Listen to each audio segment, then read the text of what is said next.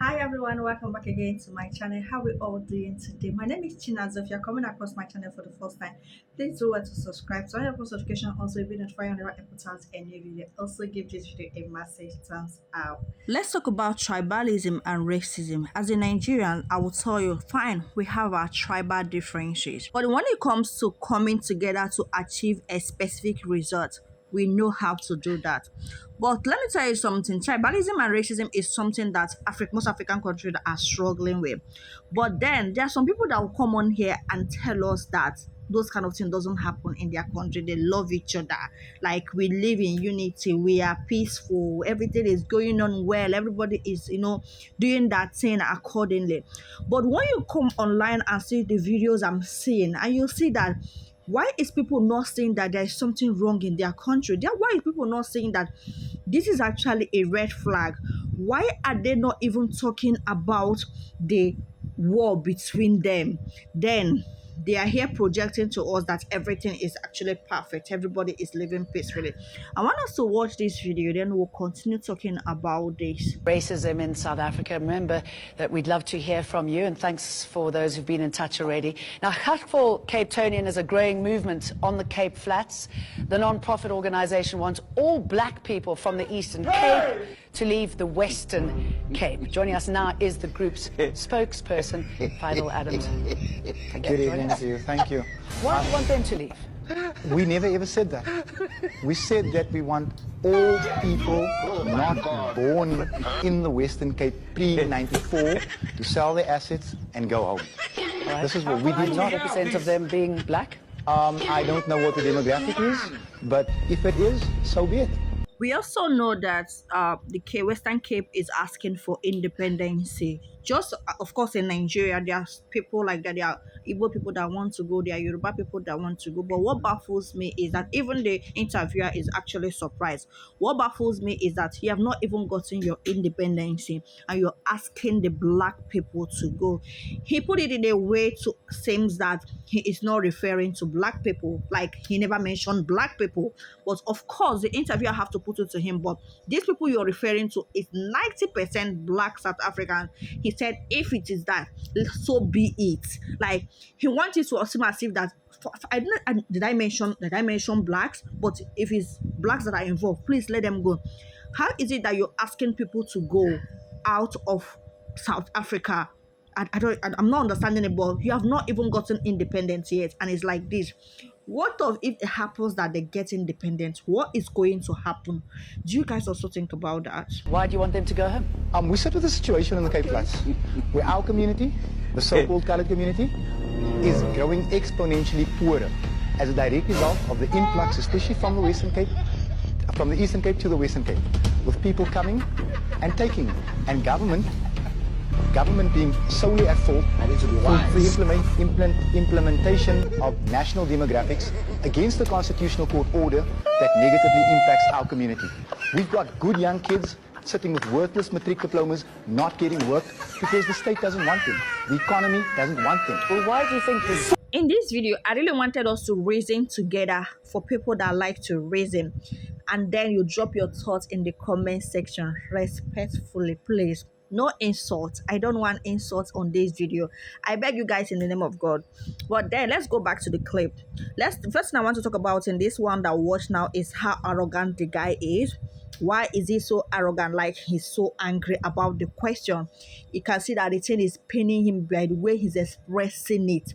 They say lack of unemployment. Their kids are not getting jobs. That black South Africans are coming to collect their job. I'm still reasoning, is Western Cape still South Africa, or have they gotten the independent and you guys are not saying it? Because the way they talk, the way the guy talks is as if that they are already separated from you guys.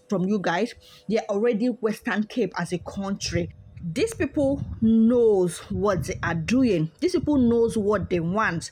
And let's say they are not able to get it today, tomorrow, next 5 years, next 10 years. I don't think they are going to give up. Even when these people are gone, their children will continue, their children will continue. And one day they'll be able to get their own country as Western Cape country. And of course, you know that you guys will never, black South Africans will never ever moving or enter their country. And when you enter, they will treat you like a slave, a proper slave. They don't want you in Western Cape, even as a South African. And you are here dragging Nigerians.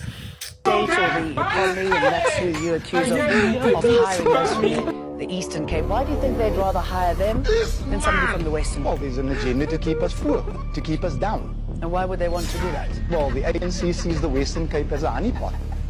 These poor black people are nothing but voting fodder to them. If the ANC was serious about poverty, they would have implemented a structure or some type of structure to lure business in the Eastern Cape. So poor people in the Eastern Cape can upgrade in the Eastern Cape, because we've got now a situation where you've got bad shelter in the Eastern Cape, coming down to Cape Town, you've got no shelter in Cape Town, and now you've got a protest. I mean, something's You wrong. said it's the poor black people coming over. Yes. The poor black people who are a problem for you. Well, I wouldn't say that they're a problem for us. They are a strain on the infrastructure. Our trains aren't tidy because they weren't designed to cope with this amount of people. We've got people sitting at day hospitals from 6 o'clock in the morning, leaving at 4 without tablets because the queues are too long. This is a problem. It impacts negatively upon, not just upon us, on everybody. I really agree with Helen Ziller. But on this day I will. It is hurting our economy. It is hurting our... Is the audacity for me. So the way he refer people from the Eastern Cape as poor people, like poor people, they are affecting our infrastructure, they are affecting our everything, they are causing havoc, they are causing harm to our economy, like the economy of Western Cape country already. And this is people that you guys think, some of you think, it's not everybody, because there are people that actually understand the game, that the game they are playing and everything that is going on. In this banter between South Africa, or saga between South Africa and Nigeria, you will see that it's black South Africans that are everywhere. On TikTok, they on live stream from morning till night. Like whenever you go back there, you see them talking about Nigerians and dragging Nigerians and saying a lot of trash about Nigerians. This is the same people they are calling poor in their own country. This is the same people they are referring to nuisance in their own country. This is the majority, the people that have the highest number of population in the country, that you are referring to poor people. You are referring to them as this, and you people are still referring yourself as the Rainbow Nation. Rainbow Nation. Oh my God. Children. I mean, look, we sit with a situation where, again, you walk into a shop, right? 18 tourists, 18 black people in Mitchell's Plain. I was at a protest at the Department of Labor, 8 client services advisors, 8 black people. They are saying to our kids that you're not fit to work here. Last time I read the Freedom Charter, it said that South Africa belongs to all that live in it, except if you live in the Western Cape and you happen to be brown. And yeah. If the blacks is the majority of the country, why are you complaining? Why is he complaining? Since you guys are the majority, black South Africans, have you not be the majority again? Have the whites become the majority now, and you guys become the minority? Because you guys also being the majority, they are not happy about it. Okay, what about if there were white people in the queue? If there were Indians in the queue? My attitude would be the same. We've got demographics. This is what government insists on in all provinces. Employ it. Employ your own rule book. They're throwing it out the window because it applies to us.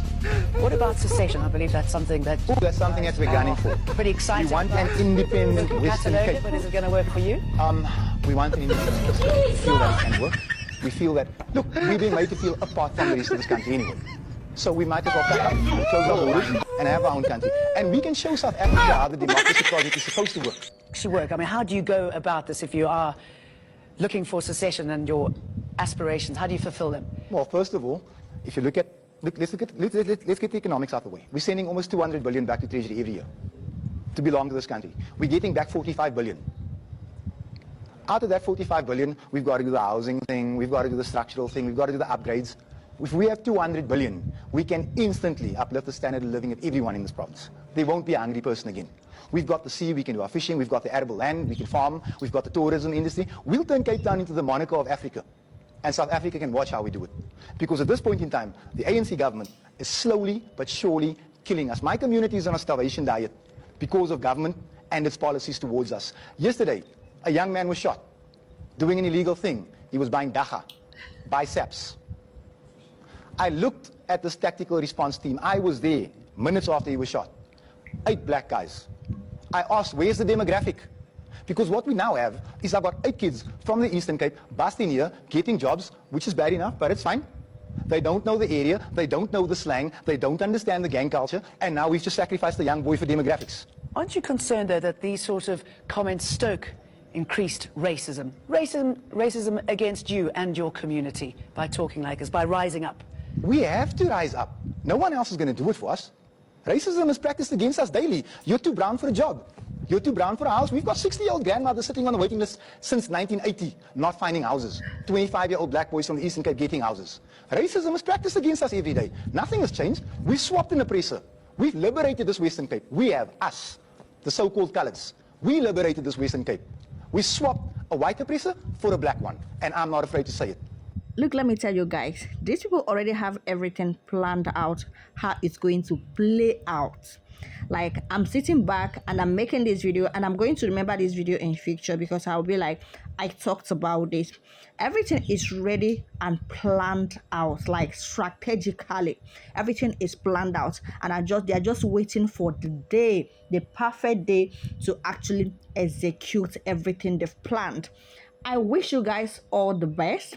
Continue to fight Nigerians. Continue to fight the rest of your African brothers and sisters. Just continue till when it happens. Then we'll come back and tell you guys, we told you, but you never listened and you never heard. I just pray that some of you that have sense, that some of you that can actually reason, that some of you that are in the right frame of mind is understanding what is going on. Let me know your thoughts in the comment section. Do well to subscribe if you're new here, and don't forget to turn your post notification on so you will be the first to know whenever I post a new video. Thank you so much for your constant support on this channel. I love you. I'll see you in my next one. Bye.